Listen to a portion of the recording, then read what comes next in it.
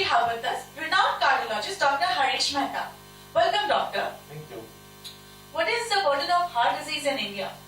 As you know, India constitutes 20% of the world population. About 1/3 of our population is suffering from heart disease, and only 50% of these 1/3 get reported. And most of our patients are not aware of their disease. They have no money to reach the health care and no way to attain treatment of it.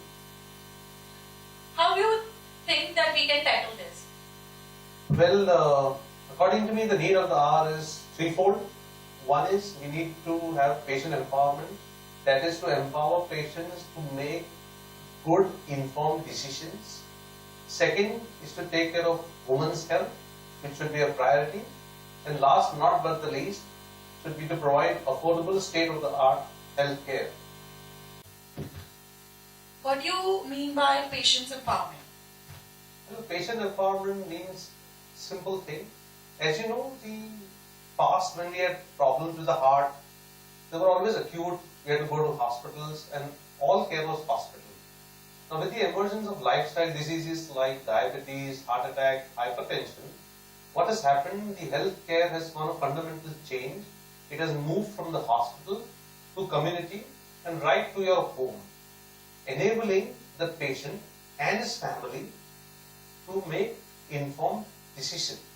So the responsibility is more on the patient to take care of his health.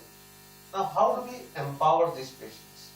What we need to do is to provide opportunities and an environment wherein they can learn, they can gain more knowledge, they can gain skill, confidence, and assimilating all this information, they can make informed decisions about their health, thereby moving them from passive care receivers to active partners in healthcare, in their healthcare. You meant women healthcare. Why women only?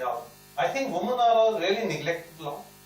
If you see any household, right, in India or the Western world, they form the nucleus of the family. And if the woman collapses in the family, or if you see houses where women have died or they lose their wife or their mother, the house tends to disintegrate. Now, why does this happen? Why is women health more important?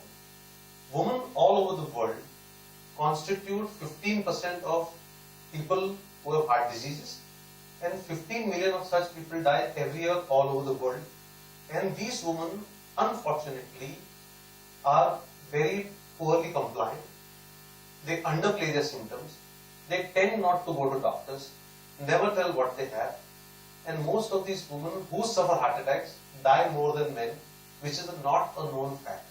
And in this male-dominated society, women tend to get ignored and have to take a back seat.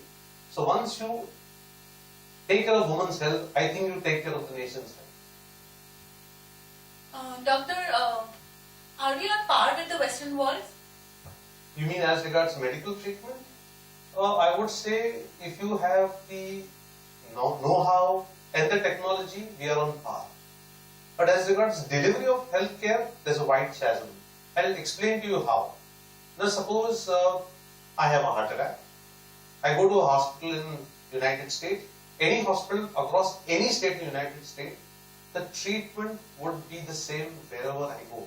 That means this treatment is standardized and is protocolized. Where in India, there are multitude of nursing homes, there are smaller hospitals, there are bigger doctors, there are homeopaths, and then we have different patient sensibilities. So when you land up with this heart attack into a hospital in India, you are suddenly faced with multitude of options and you are confused what is right for you.